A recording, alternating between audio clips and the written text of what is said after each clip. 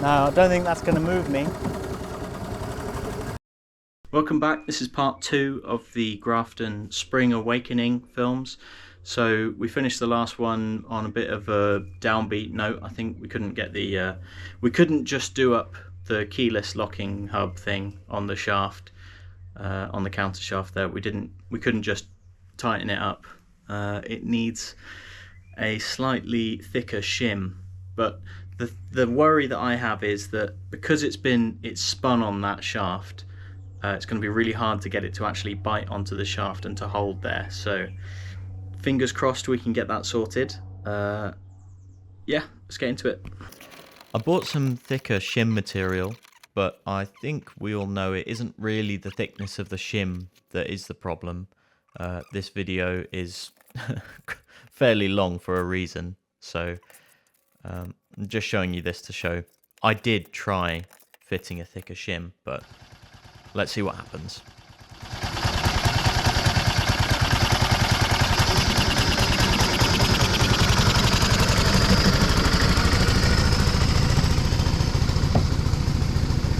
Sit rep.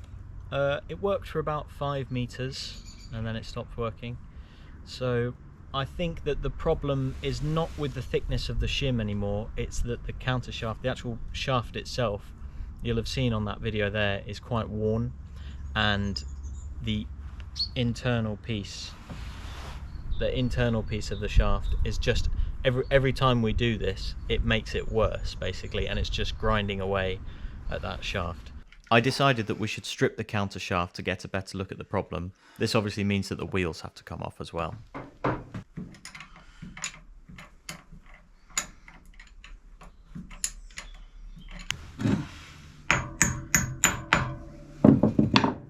Then pins out.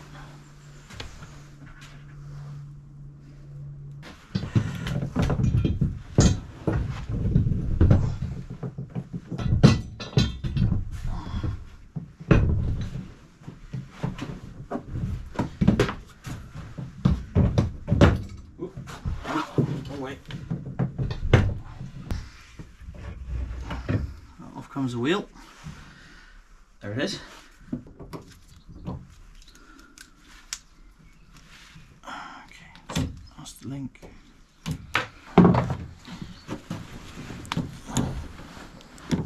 Oh, got it off.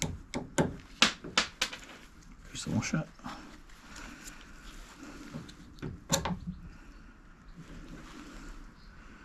So it's stamped offside.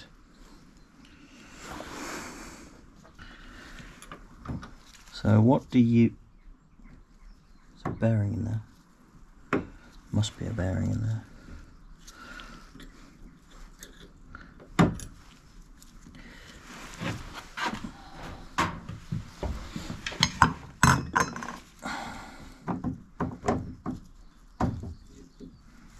Is that sealed? Oh, you legend, Tim. No, it's not sealed. Still. Right, so that is held in like that. Still not seeing how it's held from going side to side. You can see that this is maybe the most cycle-like of cycle cars by how the sprockets and the wheels are held onto their shafts. I never actually noticed, personally, until I started taking it to bits. I found out how the shaft is held from going side to side just with grub screws through the central supporting bearing. There's not a lot of sideways force on the shaft, so it doesn't need a lot. So it's got to come out this way and go back in the other way because the shaft's all messed up there. It's tight. Getting through. It's tight. Tight getting through this. Might just want a little bit of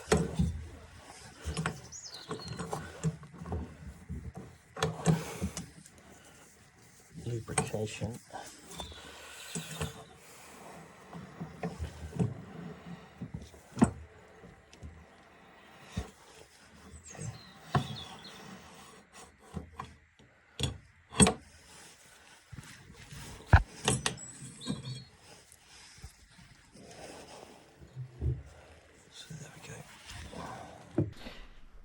here's where we are.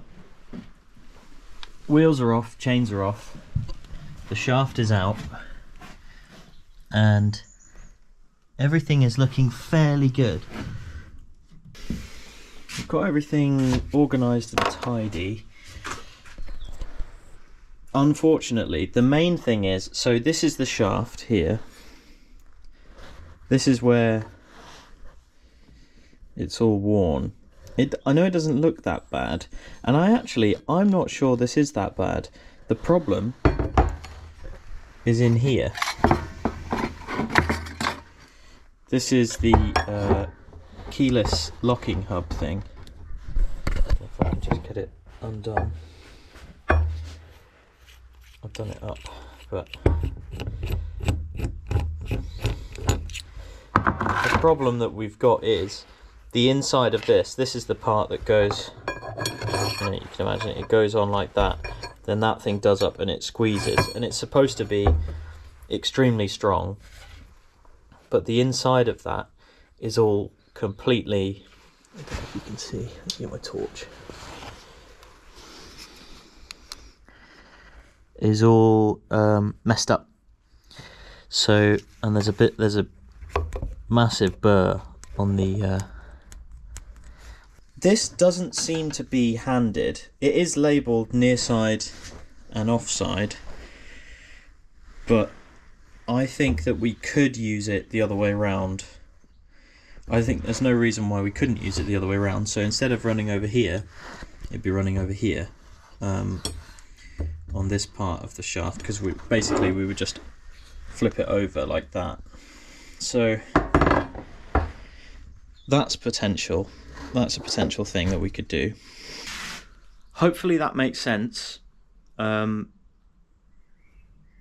this video, I'll come back to you and we will get it sorted. By the end of this video, I will be driving this car. So simple as that. We need to just persevere, and I am sure that it's actually the locking hub, because putting a larger shim into this would have solved the problem if it was just the shaft was all a bit messed up. But the problem is, even when you're squeezing this as tight as it will go, internally it's destroying itself basically. So need to figure something out there, and we will. So I'll see you in a minute. It will probably be weeks later in real life, but in the video it will be now. I'm back. It's been a while because I've been away anyway, and even though it's been a while, all of the bits that I have ordered have not arrived in time. That's the original sprocket, drives the counter shaft. That's the keyless coupler thing. I've ordered one of these, but I can't find the right size, so I've ordered one, and then we'll see. Basically, might have to get it to fit, but I'm still looking for the right size because I want to keep this original sprocket ideally, and that original method of doing it.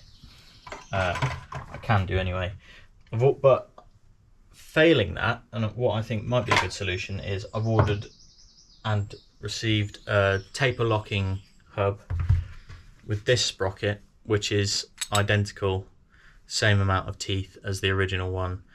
That should be stronger on the shaft, even though it is quite a thin shaft. It should be stronger on there than this. However, this is the original, so I want to try and keep it original. I've got the original shaft, which I think I'm going to use still flipped over like I had my first idea, but I'm making another one because this needs a keyway, but I don't want to cut a keyway in the original shaft. So I'm making another one. It's not an expensive thing to do, it's good anyway, because then I'll have a spare. So I'm just going to copy the original one. Got a shaft here, just cut it off. It's not hardened, that's just the way it is. It can't be hardened to work it with the tools I have. Don't think the original one's hardened anyway, and I have to cut these things for the wedges, for the cotter things for the crank. So yeah, the original shaft hopefully going to be able to reuse, but I haven't got all the bits yet. So in the meantime, I'm making a replacement, and then when the new bits come, I'll fit the original one back on. I was looking at it, and I think, I mean, I have to cut a keyway in it, and I don't have a mill. I've looked at all different ways of cutting keyways in shafts without a mill. I do have a lathe, very small lathe, but I don't have any attachments for milling on it. But I'm looking at getting some of those, because that would be perfect for this, probably.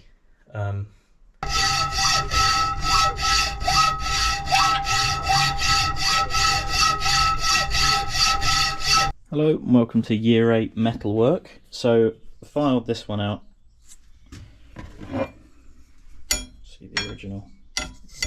Make them look at each other like that. So it's pretty close. Everything seems to fit. I've got this end to do now, so I've got to move the vise.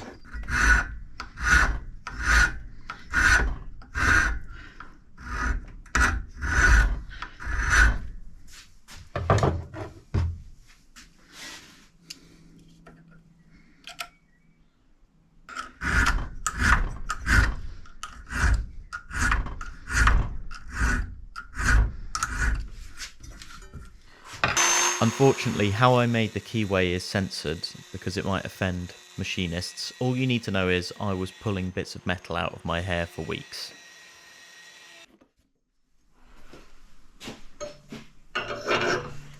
Goes onto that like there. The sprocket locks on there like that. That's the same size as the original sprocket, same profile, and I think that might have us bumbling around again on the country lanes, hopefully. Okay, I've just realised I'm an idiot. Blindingly obvious, but obviously the pitch of the chain of this sprocket is the same, but can you see the problem there? Chain's not going to fit. So I think we're going to have to modify this because it's been turned down on the lathe. You can see something that I found difficult about doing this was because this is a taper, actually holding it square on the lathe is really hard, and my lathe's not set up right, but I have turned this down so that it now accepts the chain, and also I've taken a tiny bit off of here so that it fits under the car better. It had like 2 millimeters of clearance, and I don't think that's enough because there might be a bit of flex in the shaft still. So took a little bit off that. Hopefully it's all going to work. So with that minor hiccup out the way, I got to work putting everything back together.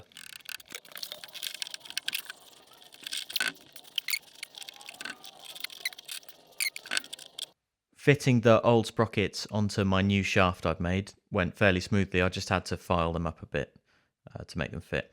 Now I'm torquing up the bolts on the taper locking hub. Taper locking hubs are quite interesting how they work. It's like two wedges being drawn together. There's some quite good videos on YouTube.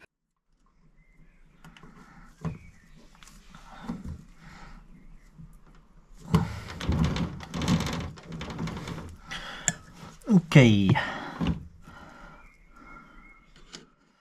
After everything was torqued up, I filled up the screw heads with grease to stop them from going too crusty. I also put anti-seize on the pins that hold the sprockets onto the shaft. We're getting there. That's the chains done up and the counter shaft put together. Hopefully that works. Right, the wheels are back on.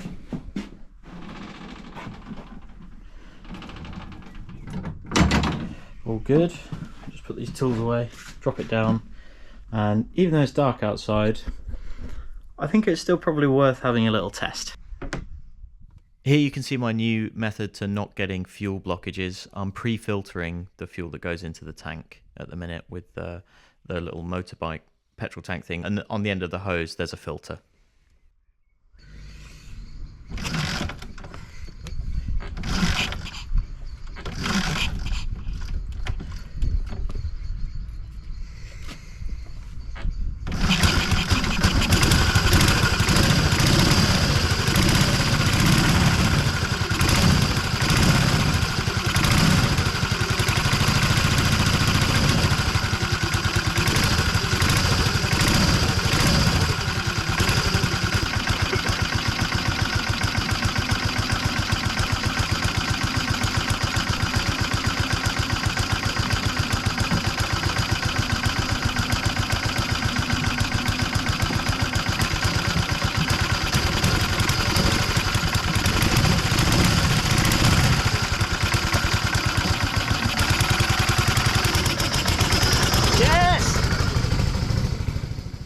Yes, it worked. In terms of a long-term solution, I'm concerned about the keyway failing on the shaft. It's only a 5/8 shaft, and cutting a keyway into it's removed quite a bit of metal, so it remains to be seen whether or not it will stand up to the strain of propelling me at speed along the lanes of Middle England.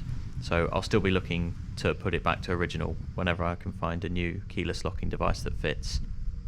I took the car to my local VSCC pub meeting where I got to see lots of nice, interesting cars and meet some lovely people. Thank you very much for watching. I'll be back soon with more cycle car videos. I think the Grafton needs a new seat, so there'll be updates there. So I hope to see you on the next one. Cheers.